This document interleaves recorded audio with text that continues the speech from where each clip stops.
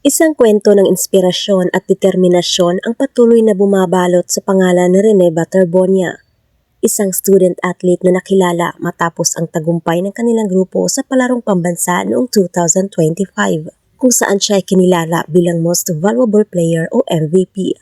Matapos ang kanyang tagumpay, mas lalong dumami ang kanyang mga tagahanga. Marami ang humanga hindi lamang sa kanyang galing sa larangan ng sports, kundi pati na rin sa kanyang simpleng pamumuhay at diskarte sa buhay.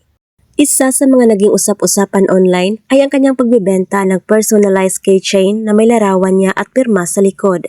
Ayon sa mga post at kumalat na kwento, ginawa niya ito bilang simpleng paraan ng pagkakakitaan para may dagdag allowance at pocket money papuntang Ateneo de Manila, kung saan doon niya ipagpapatuloy ang kanyang paglalaro. Ngunit hindi rin naiwasan na may ilang bumatiko sa kanyang produkto.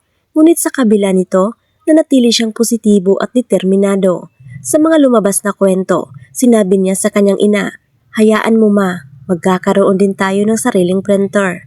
Isang simpleng linya na para sa marami ay naging simbolo ng kanyang pangarap at paniniwala sa sarili. Maliban sa pagbebenta ng mga keychain, ay nagbebenta rin sila ng jersey na siyang sinuot ni Rene sa kanyang mga nagdaang laro. Ayon pa sa kwento, mainihandang sapatos ang coach para kay Rene bilang suporta sa kanyang basketball journey. Pero abala si Rene sa paghahanap ng tamang sukat ng sapatos para sa kanyang nakababatang kapatid.